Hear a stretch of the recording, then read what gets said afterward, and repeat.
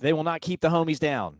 We will not. This will not stand. This aggression against my email and my Zoom. This will not stand. But what will stand is this conversation, because you're awesome, dude. You're one of my favorite people to talk to. What's been going on? What's been going on? Yeah. Man. So what's been going on is we're rolling into the holiday season. And so we're in full family mode. Jody's been setting up gingerbread house kits for us and the kids. So like we've had the dinner table covered with sugar plum fairies and gingerbread chimneys and candy cane ridge lines for roofs and stuff. And we went up, we watched Christmas Family Vacation the other week, and I was super inspired. So I swept the kids away up to the mountain, and we went up to this Nordic skiing area, and we took the dog with us. And it's called Pocket Creek, this place, and it's like everybody's snowshoeing and skiing, and it's super magical. And we found a Christmas tree and cut it down. So Wow. basically straight up holiday time, and it's been really I've been super uplifted just moving into Thanksgiving and Christmas and doing the whole family thing. It's been awesome. One thing that has really stood out to me in 2020, and I'd say like the 2019 and 2020, it's been coming closer to my awareness of the some of it are manufactured, but just like the seasons, really observing the seasons in how I show up in the world. Whereas, spring is like creation and things are blossoming and quick, ideas, creativity. And if you nurture those ideas, you move into that summer time where things start to fruit, and then you have the fall, which is like the harvest of such things. And then you have the winter, which is the break. And after spending quite a bit of time on the road, it was like the thing I was looking forward to the most was the season of the winter, the holiday season of like retreating, looking back, being grateful, offering gifts just to give, not because I have to give someone a piece of material, but like I thought of you, and this is something that I want to do to express myself. I don't know what it is about you, but like your life to me is like the sugar plum fairy like table like all the time. You always seem like you're trying to bring out some sunshine in other people. So it's like it doesn't surprise me that this is what you guys are doing, and it sounds freaking majestic as hell, like a Nordic Swedish or Nordic skiing area with snowshoes. And man, it just sounds like an awesome time. I wouldn't say I'm jealous or envious, because like I get to be showered with love in my own way, but it does sound very, very nice. It's been really great. We watched The Grinch Stole Christmas. My favorite Christmas movie is A Very Murray Christmas. I'm sure people have seen that with Bill Murray. I watch that maybe every 3 nights when it's holiday season. Yeah, So yeah, we're doing the thing, having fun. that's awesome. Houses decked out with Christmas lights on the front. It's good stuff. That's rad, man. Outside of taking time with your family, tell people what you're serious about right now in your life. What I'm serious about right now in my life, I get serious about a few things. I like to take things. I have fun, but also I get really into stuff. I'd say on the forefront is the work that Jody and I are doing together. We take that seriously. We sold our gym in March. I know you and I can relate on that process, and since then we've been moving online with our coaching, and we're really in the creation zone and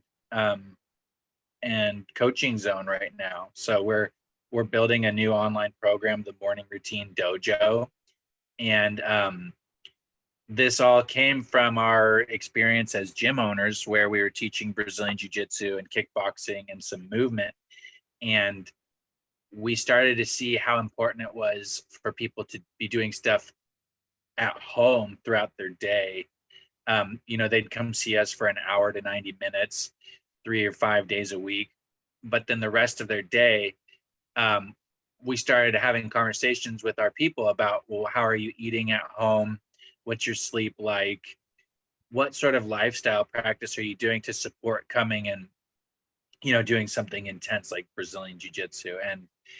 And we started to see that the the other 23 hours in the day were really important and often neglected for a lot of people. And so that gave rise to us thinking, well, what are some powerful ways we can support people and having a solid practice, especially now with so many gyms closing and people trying to figure out not only gyms closing, but like a lot of people are working from home. So you go from the super structured lifestyle where you get to work at a certain time, you go to the gym at a certain time, et cetera, et cetera. Nowadays, people are at home trying to set their own schedule, trying to work out on their own. And so we're really serious right now about supporting people with their evenings, their mornings, their health and fitness when they're really at the steering wheel of all that now, if they're not at the gym anymore. Yeah, man. It's something, yeah. No, keep going, keep rolling. It's something we're really interested in because we homeschool our kids. We have been doing that even before the Zoomtopia got set up. And then we work from home as entrepreneurs, and so we've been crafting and designing our lifestyle for years now to be balanced: family time, work time, fitness and health time, play time. And so we're serious right now about sharing the systems we've built out for our family and our athletes at the gym. And yeah, we're going big with it now. We've got a Facebook group, the Morning Routine Dojo. And yeah, most of my mental capacity during the workday, that's what I'm doing, is building out that dojo. Here's The the reason. virtual dojo. The reason that I think that the work that you and your wife are doing are so important. 2020 has been a big shift uh, from assessing individual needs to assessing group needs. And in this case, the unit or group that we're describing is the family. Like you said before, it was like there were these little zones that you got to inhabit. For the standard family, the kids go to the school zone, and then they have this structure that's built for them in the school zone, and the parents go to the work zone, and they have their own little structure that hangs out and the norms that they create in the work zone. And then there's the family or the home zone, and there are these like behaviors and habits that are constructed in the home zone. And now all of those zones, either by choice or by force, is now the same zone. And one thing that I know about habits is that the setting really drives our habits. So we have a lot of habits that are built around our work zone, so to speak, as parents or as adults, that when we're out of that zone, it's hard to keep those habits or things going, right? Because now you're back in the home zone, and the habits that happen at the home zone, very different than the habits that happen at the work zone, and for a lot of kids that happen in the school zone. So the biggest question that I've received this year from either people that I've worked with or people that just know to use me as a reference is, what do I do now that everything's at home? Because it's seems like such a radical shift for them. Whereas you and Jody, you've been crafting this for years. So who better to lead people into this seemingly unknown world than people that have been working on it not by force, but by choice. You chose before this to have your kids stay at home. You chose before this to work from home, and you chose before this to build in those healthy habits as a family. So if someone's hearing you now for the first time and they're having that experience, like, dude, my routines, my practices are all jacked up. Like, what are going to be some of the first things that you do to assess the whole group need as a family and at home? I love this line of questions. This is totally where my mind is at. The first thing that I share with people is the mindset, language, and ownership shift that needs to happen if you are going to be managing all your own systems. So if we've spent a lifetime expecting school, employers, um, other entities to give us a really solid framework. Like Usually gyms. the hardest, like gyms also, exactly. Usually the toughest thing for people is shifting into a mindset where they're the ones setting their own boundaries now. They're the ones taking ownership, and um, tapping into yourself and what it's like to manage yourself, to set discipline for yourself, and to have because now you can't project that onto your coach, you can't project that onto your boss, you can't project that onto your teachers. When you're sitting there at home by yourself, either you do the things or you don't do the things, and it's ultimately in your hands. And so really, before we talk about any techniques or strategies or scheduling, which there's a lot of all that, um, I encourage people to do some journaling and self-reflection on what does it feel like to be my own leader? What does it feel like to be my own motivator, um, my own guide, essentially? Because if we're used to projecting that onto other people, it's going to be pretty tough to take meaningful action. Once you make that shift, though, and you say, okay, I've been sleeping in, eating the sugar, drinking all the drinks, starting early in the day because nobody can see me. I'm in my pajamas. I'm having a midday wine. People's stuff is different right now, and dude, that's cool. But here's the thing: you're the one deciding those things, and you have to decide: am I setting up a system where I do a midday wine, or do I do an evening wine?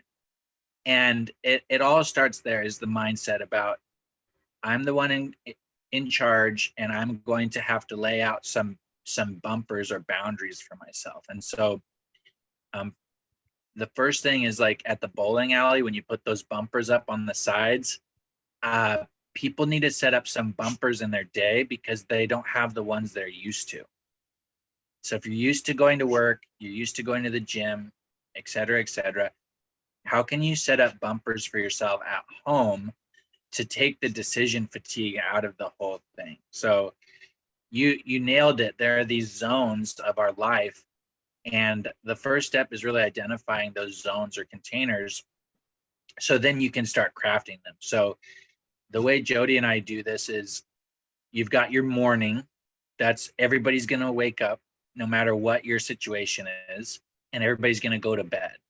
And so for me, that's the starting point. Whether you work swing shift or you have an online job or an in-person job, everybody's going to wake up and everybody's going to go to bed. And I look at it as like, let's start digging this trench, like one shovelful at a time. So where's the first part to start digging?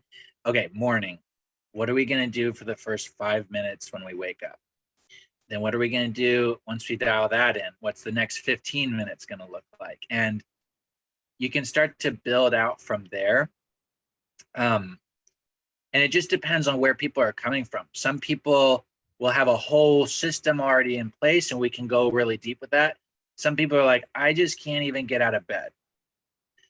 And so for me, it's those two things. It's starting by taking ownership of the fact that you're going to be building your own system, and then starting to see, what are the elements I'm working with, and how can I start to build.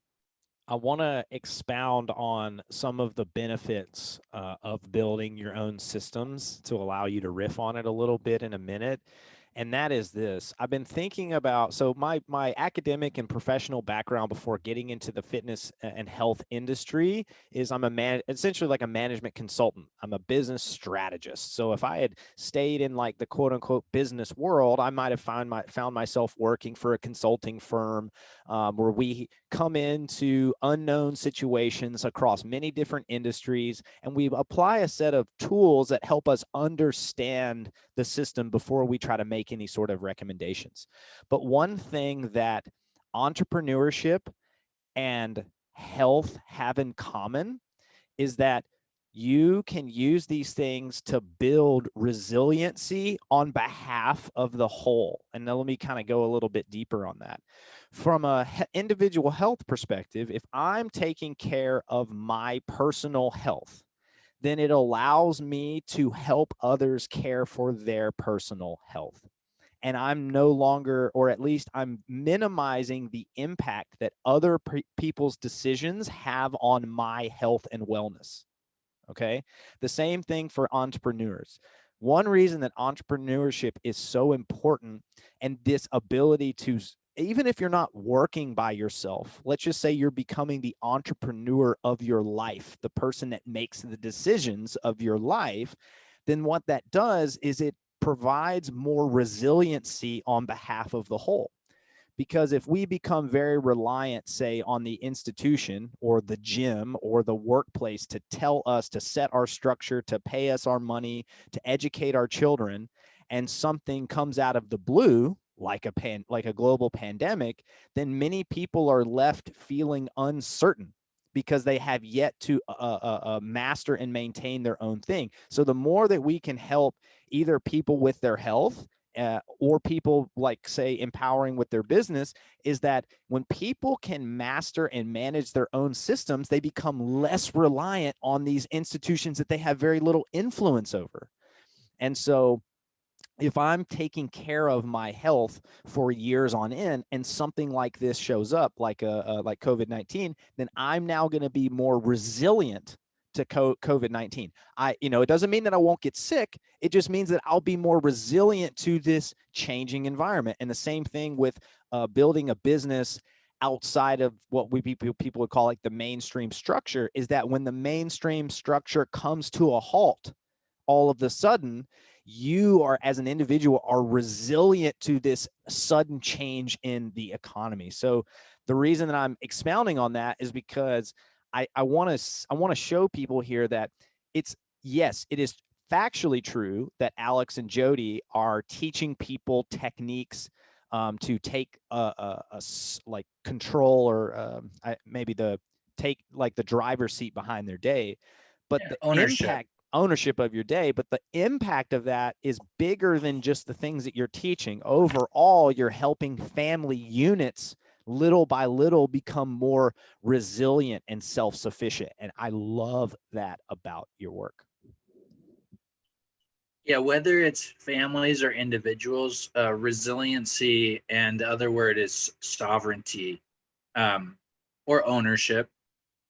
Those are definitely driving principles that we want to share with the world. To your point, you know, everything changed culturally, but our day-to-day life almost didn't change at all. We, like I said, we had always homeschooled. We were already working online. And so really it was a small adjustment for us to make. And yeah, I'm just basking, I'm bathing in everything you just said. And then I think it's Sovereignty I think it's and important to resilience. I was just sorry to jump in because we're doing this over No, Zoom, yeah. so it's hard to. But Jump. It's it's important. Like I said, it's important to really get to the truth of this, which is that because your life changed very little when something like this happened, it doesn't also mean that it didn't take a while for you guys to master this stuff. Right? This has been a multi-year Right. process that you're now guiding people who are essentially by circumstance now needing these tools all of a sudden. It wasn't a necessity before, but now it is. And it's not like you guys just figured this out. You've been cultivating this over years. And I imagine it's part of your messaging that the reason we do this in small chunks is because it's going to be a journey. It's going to be more than just a 3-month program or a transition period. There's going to be integration that happens over the course of years. Yeah, it is a process. I'd say I've been working on this sort of mindset for about 10 years now. And it started when I went to live on an intentional community, and I did a permaculture design certification course, and I did this immersion and lived on a farm and all that stuff. And I started to see the difference in how most people are living and what a real resilient lifestyle would look like. And it was shocking to me to see what goes into really self-sustaining. If a community of people really wanted to take care of themselves and provide for their own needs, I started to see globally what a human being needs as far as their own personal needs as well as the interpersonal needs. And it put me on a journey for the last 10 years to, I basically felt inadequate or unprepared to handle things like imagine growing your own food, or imagine building your own structures, or imagine um, managing a community of people. And that really is what set me up on this track for the last 10 years. And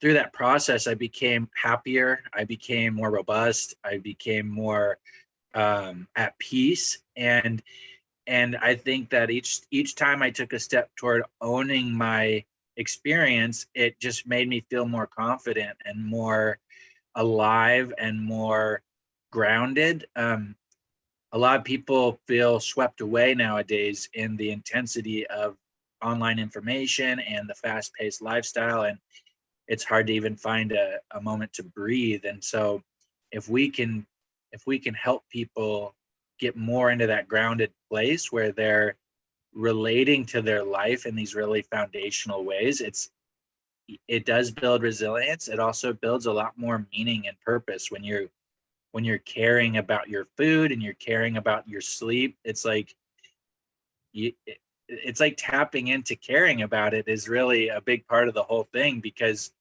most people are pretty happy, just, I wouldn't say happy, they're used to um they're used to relying on other entities to take care of their food, to take care of their decision making processes, to take care of their enjoyment. So you go to the grocery store, you go on Netflix, you yada yada yada.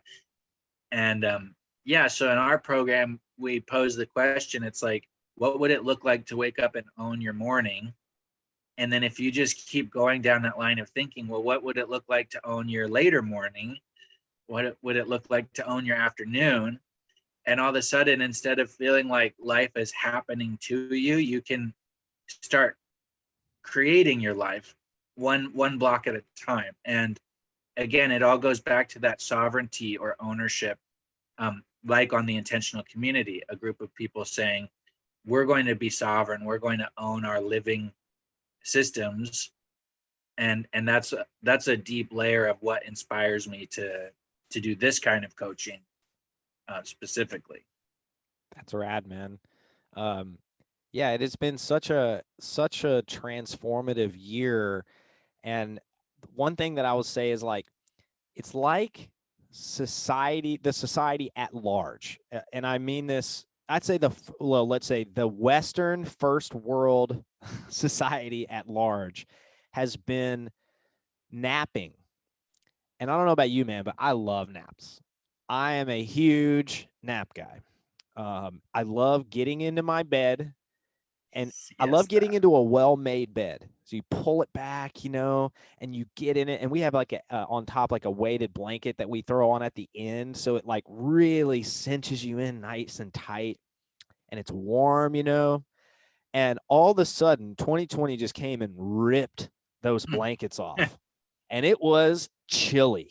It was a chilling situation, which is that, wow, in an instant, things can grind not to an absolute halt, but things can shift very dramatically, very suddenly. And a lot of people left feeling, or in those moments, woke up feeling exposed and naked, spiritually speaking, or Mm-hmm. professionally. Many people lost their jobs, right? So there's this moment of awakening that, you know what, I've actually been letting my blankets, aka my job or the food that I eat or my regular routine, I've been letting these blankets keep me warm, and now they're no longer here.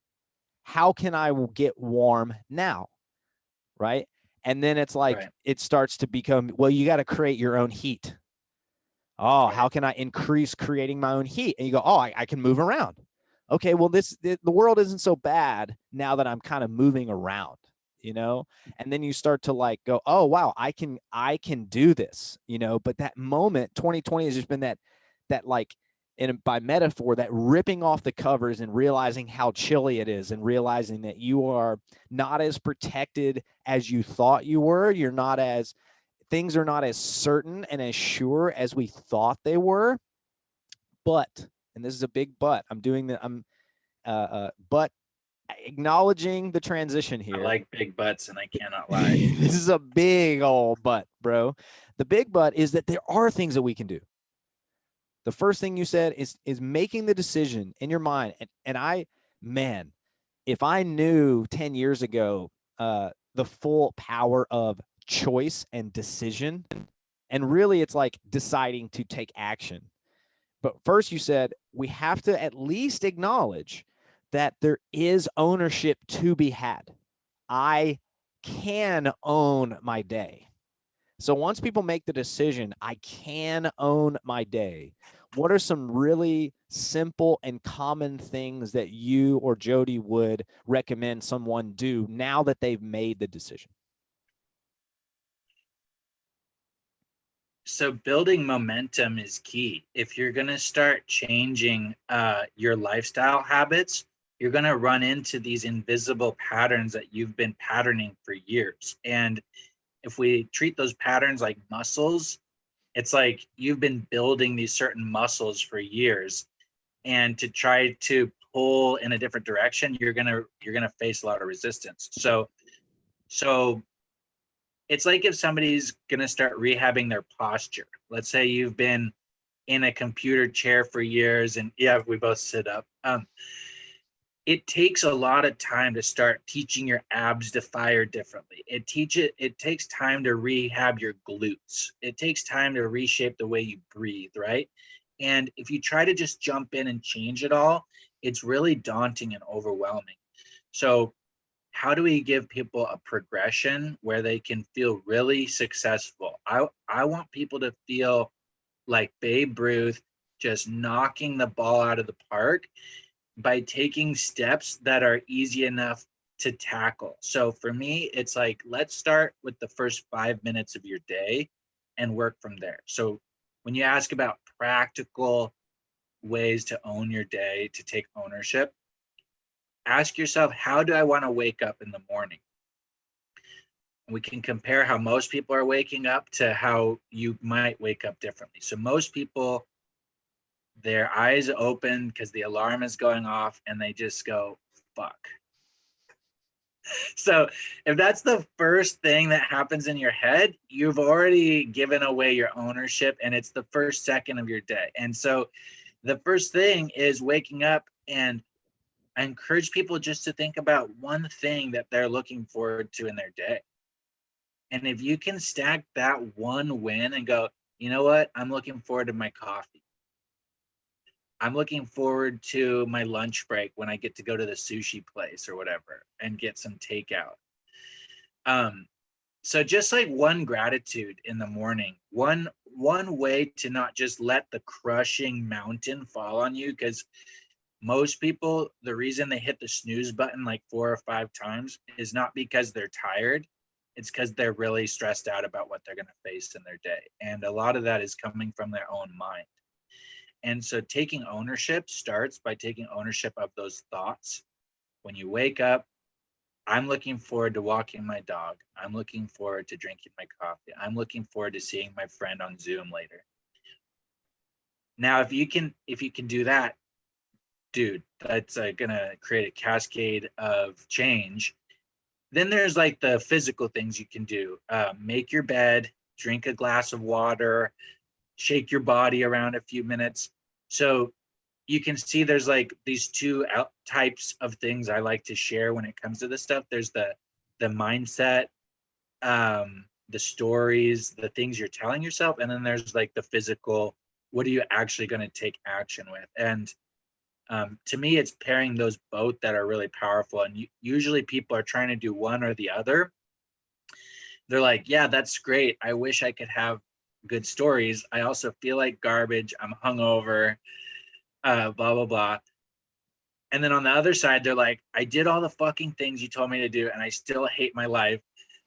And so, like, how do you pair a positive gratitude mindset with some very accessible things like drinking water first thing, like shaking your body. So that's where I start with people is I'll just say, what are the first three things you do when you wake up? And if those three things are something to be proud of, then you're probably going to be set up for a good day.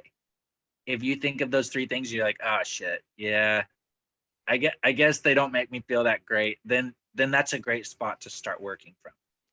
Actually, you inspired me recently where I saw or heard you describing like the 5 minutes of just shaking your body. And one thing we share in common is a background in martial arts. And so, one thing that my morning routine, one thing that I do that I'm not super proud of, that I'm still working on, is opening any sort of application on my phone as I wake, as something to kind of like get my brain processing. So that's something that I've been looking to upgrade and replace. And Mm. so I'm very good about, I say very good. I choose to drink a big thing of water essentially right when I wake up. That's one of the first things that I do. My wifey is very good about the bed. She loves having a nice, neat bed. She makes a hell of a bed. But if it's not done, I'll take care of it. But the thing that I've been doing in inspiration by you, Alex, is I step out onto my back patio, no Mm. matter the weather, in very little clothes, and I shadow Mm-hmm. box. I shadow box for like three to Oh, I five love minutes. that. And the way that I it's like, love that. yeah, I love it because it's like it's the actual, if it's the earth element of this is the physical move, get the body loosened up, get the breath kind of, moving around. I'm like energizing my body. But to take it like to the metaphor level, you were describing like the when you wake up, if you're like, fuck, one of the ways that I love combating that sensation of like, fuck, is I'm literally going to go box my shadow side. That part of me that does say fuck sometimes. I'm gonna go out, I'm gonna shadow box with that guy. Like I'm gonna throw some punches and move. And so no, man, I rule my day. I'm navigating the I guess the dichotomy or the dilemma. It's more of a dilemma of both allowing the world to exist as it is and asserting my will onto that world as well. And so shadow boxing has become a great metaphor and actual physical practice for both of those things. I go out, I move, I get the physical side, I'm actually charging my body, and I get to engage in this battle with my own shadow self that maybe doesn't want to do the chores or doesn't want to have to get up early to feed the dogs or those things. I go out and I box against that guy. I'm like, not today, man. Not give him that little rabbit punch, and like, not today. And so that's my little contribution of marrying those two worlds, is marrying the side of you that wants to wake up and take charge of your day, and also like acknowledging that some days you're not going to wake up feeling your best. That shadow side wakes up first, maybe. And you got to like reclaim your vessel. So that's something that I feel because it's been cold here in Memphis too, colder, I should say, holiday season. Wake up some morning, it's in the early, in the low 30s. And so I go out and I'm not wearing a shirt, I feel it real quick. But it's also like that, like you said, it's choosing discomfort in order for me to improve my day. But let me just also disclose that I like Alex, have been working on this self-development thing for 15 years and in one way, and maybe on the mental and emotional side more closer to 5. So it's still taking time. It's taken time to cultivate this will to get out, go outside with the shirt off, be uncomfortable for a moment, and have that small little boxing match with myself. So it is something that takes time. And one thing I respect about your messaging is that you're very transparent about these things. You might say, hey, I'm going to work with you for I'm going to work with you for 3 months, 12 weeks. And this is what I'm teaching you. I'm giving you the foundation for this process you're going to now take on for the next 5 to 10 years of your life. So like you said, it's those the momentum is is like the secret sauce of it all. People think that they're doing something that's not, oh, I'm not doing enough. That 5 minutes isn't enough. Yet when we try to do more than that, sometimes we try to do the several hour rehaul. I imagine you can speak on this. What is the common experience when someone tries to change it all at once? Yeah, man, implosion a lot of times. So our lifestyle systems keep us on track, and they're our safety net. And so if you try to change the whole safety net at once, different parts of our psyche start to freak out and get overwhelmed. And that's been a big project for me, is, because I used to go to the gym and train for 3 hours at a time, and then maybe go back later that night, train some more. And so going from that mindset to saying 15 minutes is enough, um, there's a lot that goes into that process. And when you try to do too much, usually people get really hard on themselves and they feel like they're failing, and it sends the momentum in a different direction. Um, so yeah, when people try to do too much, generally they don't do any of it. They'll just relapse, and maybe some old protectors flare up, and they'll just, you know what, I'm just going to go on the phone because I'm overwhelmed. I'm just going to go eat some cookies because I'm overwhelmed. Everybody knows when your button gets pushed and you go past your stress threshold and you're not in control anymore, and you go on your loop of protectors that make you feel better. I think everybody has their loop, whether that's like, whatever it is, everybody's got their little protection loop.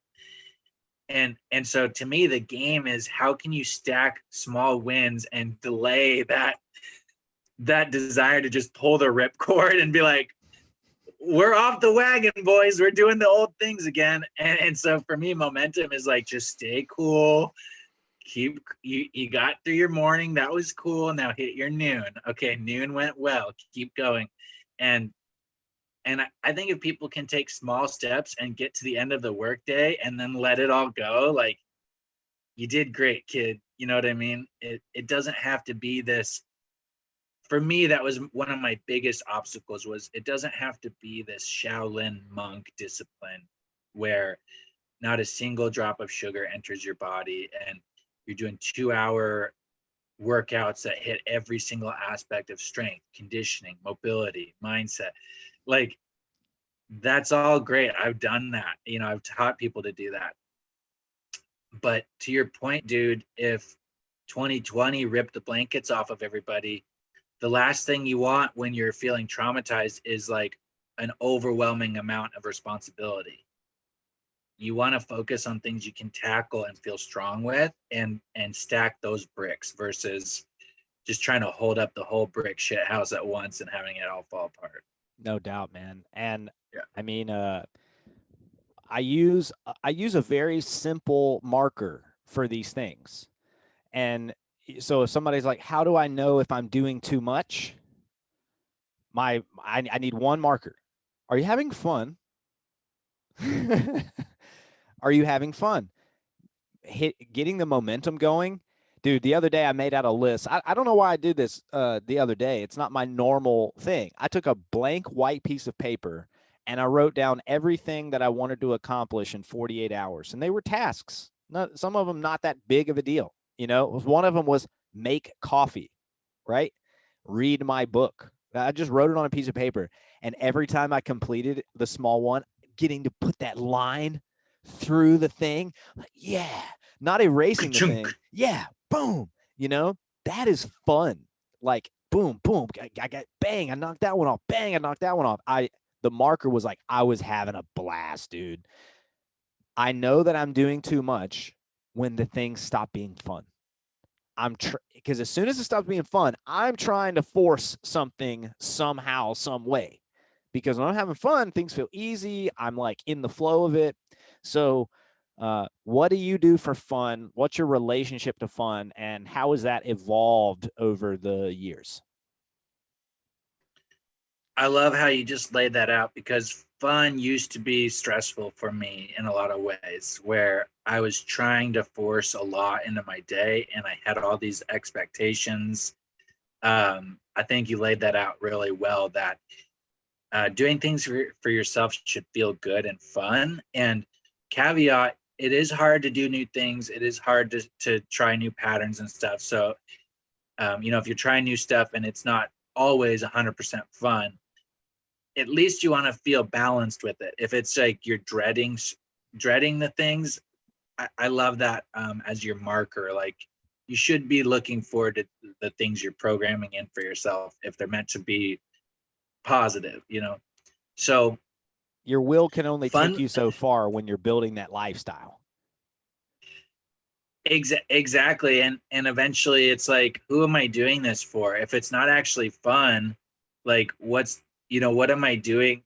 Whether it's playing an instrument or doing martial arts, like for me, I can remember years where martial arts was not fun. I was training really hard and I was going to the gym so many nights a week, and I was getting better, of course, but I think if I was having more fun, not only would I have gotten way better than I did or that I am, I think it would have just made the whole situation a lot more nourishing in my whole lifestyle versus a mindset where I'm doing this out of expectations, or I'm doing this so I can be enough, or I'm doing this so that I can get approval. So when it comes to having fun, I'm really working these days on what is truly fun when I do it, and and how can I make this about me and not about anything else, not about expectations, not about doing it right or wrong. So what I do now is to your point about that list that you made about all the things you wanted to do in 48 hours. I have a similar rubric for myself, but it's basically like, what project do you want to get done for work today? What are you going to do for your health and fitness today? What are you going to do for your fun today?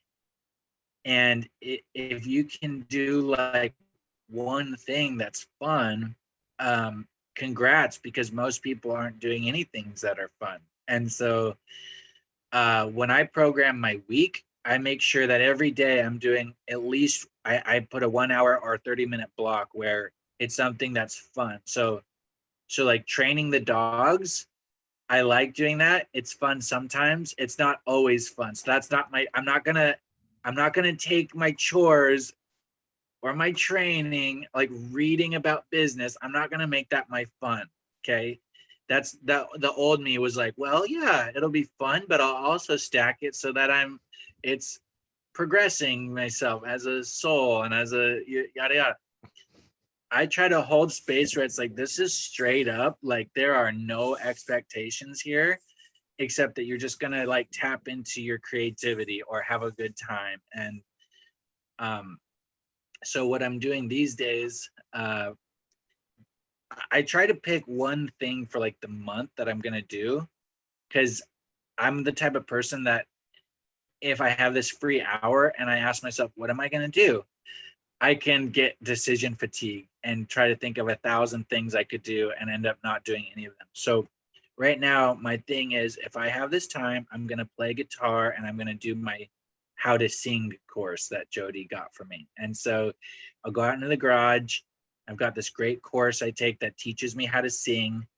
And I've had so much fear around singing since the second grade when I auditioned for the show and I didn't get to do it. And I basically had this story like, oh, my voice is hideous. I'm the worst singer alive. I never do karaoke. I don't sing at weddings. I don't sing at church. I don't sing when people are singing. And I always wanted to sing so badly. Like, I see people sing and I go, what an emotional like release, what a beautiful thing that people can do that. And so now I'm having so much fucking fun because I'm singing in my garage and it doesn't have to be for anybody. It's just this totally nourishing thing that's like healing this wound from second grade that said like your throat should be tight and you shouldn't open your voice. And so yeah, anyway, for fun, man, that's what I'm up to. That's rad, man. To me, like, fun and expression go hand in hand. when I feel like I'm expressing my inner self in a way, that to me is fun. I also want to create some clarity. Just because something is fun or fulfilling to you doesn't mean that it's going to come without its challenge. There will be challenges. I was talking to Carl Pally, and he was like, my handstand practice isn't always fun. In fact, sometimes it kind of sucks, but it's mostly a temporary feeling of suck that's coming from physical discomfort. Whereas the fulfilling nature and the fun that he's having is seeing his practice enhance and get better. So I want to create that distinction, because your singing course, fun, fulfilling, but still going to come with challenge. Playing guitar, fun, fulfilling, still going to come with challenge. So I don't want to create this idea or this misperception that I believe that you should only pursue what feels good, right? But you can use the sense of feeling good in the form of fun or fulfillment as a marker that you're on the right track, that you're finding these things that are lighting you up. And so for me, like I said, I have the most when I'm expressing. Uh, Telling stories is so much fun because I'm expressing this inner side of myself that loves to guide people on something in the theater of their mind. I get to take people on a journey through storytelling that feels good, it feels fulfilling, and it's challenging. It's challenging to get up and tell a story and embody characters in front of, 20, 30 people at a time. It certainly has its challenge. And I have that, oh, fuck moment, like right before I'm about to step out. Movement and jujitsu was I too fell into the trap of taking martial arts so seriously to the point where it was like I was not really enjoying the process that I was on. When you are not enjoying it, going in knowing you're going to get your ass handed to you and you're going to get tooled up for a couple of hours is dreadful. It's absolutely dreadful. But a lot of times it's coming from this place where I feel like I got to win and I don't feel good, so I'm not going to win and all these things. So I've been a victim of this too. But now martial arts is a form of expression. And so I'm no longer attached to these things. So yeah, that's just like and hell, more than anybody, martial arts does not feel good a lot of the time. Jiu-jitsu does not feel good when you're getting buried in your fifth roll round by the heavyweight that outweighs you by 100 pounds, and you can't breathe very well, and he's got his knee on your belly, and he's trying to do a cross lapel choke, and you're like, this sucks, dude. But it is a form of expression that over time allows me to feel more whole, complete, and as a coach or as just a human, that I want to see people feel more human and feel expressed and all these things. And to me, like I said, that sense of fulfillment and fun of expressing is the marker that I use. For someone that is interested in learning how to express and to take ownership of their life and of their morning, where can people reach out to you, find more information about you, and possibly get in touch? Beautiful, man. The two places I would love people to visit. One, we've got a free Facebook group, the Morning Routine Dojo, and Jody and I share everything we know about morning routines in there. There's no veil. If you go in that group with us, we're going to share what we have to share, and it's an awesome place to get started if you're looking to make these changes. So look us up on Facebook, the Morning Routine Dojo. The second thing we just launched is our YouTube channel, the Morning Routine Dojo. And both of those places are going to be a great resource for people. Also, hit me up on social media, obviously, Alex Morningstar. Easy to find me. But really, it's that Facebook group. If people are looking to get started, we're there to support people. And it's a great place to be. Any other final words or things to leave people with? Any nuggets? Yeah, it's the nugget I'll leave everybody with is to express your mission to yourself on a daily basis, because everything we want, it's not a matter of motivation, it's not a matter of the right or wrong tools. If your mission is clear with yourself, you'll figure out what to do next. And if you can be really honest with yourself about what's important for you to create and what kind of relationships are important to cultivate, everything else will fall into place. So trust yourself and come back to your mission every day, and it'll all work out. Just keep doing it, and to Brooks's point, have some serious fun doing it. Beautiful, brother. I had serious fun today with you. I imagine people did as well. Signing off here, I just wanted to say thank you to Alex Morningstar for joining us, and I will catch up with you next time. Alex, special extra edition. I have one question for you. Tell me about your experience with The King Says Yes. My experience with The King Says Yes was it was part of a really special weekend, and it was this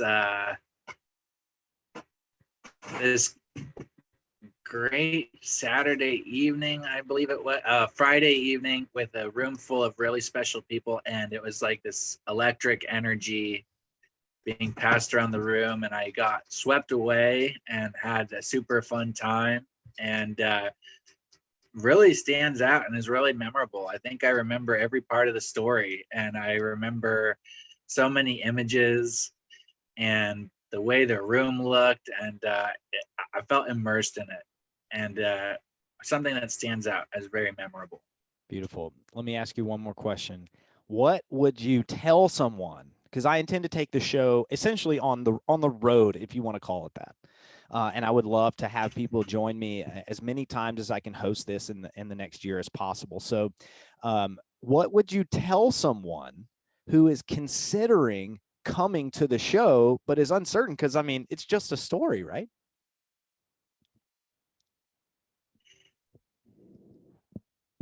Yeah, storytelling is a human thing, man. And if people haven't been to the theater in some years, or they haven't been around the fire listening to a good story, you should go to this thing and tap back into that part of yourself who can get swept away with a good story, and it'll inspire you to think about your own stories as well, and how you can be more adventurous uh, and do some things that are worth telling a story about in your own day. You should go do it. You should go check it out. Last question is, what would you say? How would you describe me as a storyteller?